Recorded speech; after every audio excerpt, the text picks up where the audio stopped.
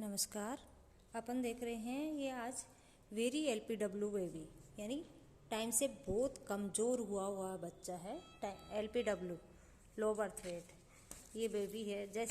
वैसे तो full term baby 37 से 40 वीक हो तो अपन उसको फुल टर्म बेबी बोलते हैं। ये है प्री टर्म, ये अभी 26 वीक का बेबी हुआ है, यानी टाइम से पहले बहुत ज़्यादा जल्दी बच्चा हो गया है। ये हमारे पास आया था कल बेबी। ये देखो, इसका वेट है 800 ग्राम, ओनली 800 ग्राम वजन है बच्चे का। तो ऐसे बच्चों में क्या क्या दिक्कतें होती हैं? ऐसे तो इनमें बहुत ज़्यादा दिक्कत रहती है बेबी में, पर जैसे हाइपोग्लाइसीमिया होता है। इसमें क्या होता है? हाइपोग्लाइसीमिया का मतलब होता है जैसे शुगर कम हो जाती है बेबी का। फिर हाइपोथर्मिया का मतलब है बच्चा ठंडा हो जाता है। और हाइपोकैल्सीमिया यानी कैल्शियम की कमी हो जाती है। रेस्पिरेशन डिस्ट्रेस हो जाता है, सांस में दिक्कत होने लगती है, या फिर एपनिया में जाने लगता है बच्चा। एपनिया का मतलब होता है बच्चा सांस भूलने लगता है, सांस छोड़ देता है, बीच बीच में नीला पड़ जाता है और रेस्पिरेशन नहीं लेता बच्चा, सांस नहीं लेता तो नीला पड़ता हो। ऐसे बच्चों में जैसे लंग्स भी मैच्योर नहीं होते, फेफड़े पके हुए नहीं होते हैं ना, उस वजह से सांस लेने में भी दिक्कत होती है बेबी को। इसको भी फेफड़े पके हुए नहीं थे, उसके लिए फेफड़े पकने के लिए है ना थोड़ा सा सपोर्ट मिलता है उसे, उसके लिए इंजेक्शन लगते हैं, तो वो इंजेक्शन भी इसके लगाया है। फिर है जैसे इन बच्चों में रेस्पिरेशन डिस्ट्रेस होती है, तो सांस में दिक्कत होती है, उसके लिए रेस्पिरेशन डिस्ट्रेस के लिए अपन रेस्पिरेशन के लिए ऑक्सीजन सपोर्टिव ऑक्सीजन लगाते हैं। जैसे सीपेप है, वेंटिलेटर है, नॉर्मल ऑक्सीजन है, हुड है। ऐसे मतलब इनमें से जिसकी ज़रूरत होती है, ज़्यादा दिक्कत होती है, उसी हिसाब से मेंटेन करके रखें, उसी हिसाब से ऑक्सीजन लगा के रखते हैं बच्चे को रेस्पिरेशन सपोर्ट के लिए। फिर टेम्परेचर सपोर्ट के लिए थर्मामीटर, ये ऊपर जो वार्मर है वो लगा के और फिर रखते हैं, जिससे बच्चा ठंडा नहीं हो। तो उसके लिए टेम्परेचर के लिए और ये टेम्परेचर सपोर्ट के लिए वार्मर लगा के रखते हैं। और फिर है जैसे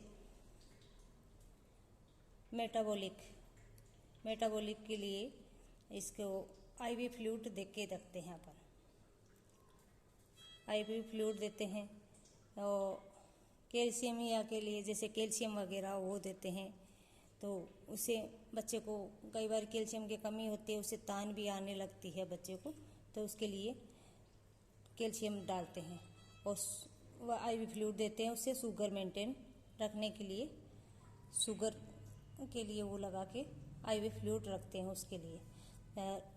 जैसे जैसे टाइम निकलता है वैसे वैसे इम्प्रूवमेंट, जैसे रेस्पिरेशन में इम्प्रूवमेंट होता है, तो कोई डिस्ट्रेस वगैरह नहीं होता है, तो उसी हिसाब से ऑक्सीजन सपोर्ट है वो धीरे धीरे कम करते हैं। फिर उसके साथ में अपन इसको मुंह से तो फीड ले नहीं पाता, तो ये राइस ट्यूब डालते हैं और थोड़ा सा स्टार्टिंग में ग्लूकोज वगैरह, फिर ईबीएम देते हैं। ईबीएम का मतलब है मदर मिल्क देते हैं।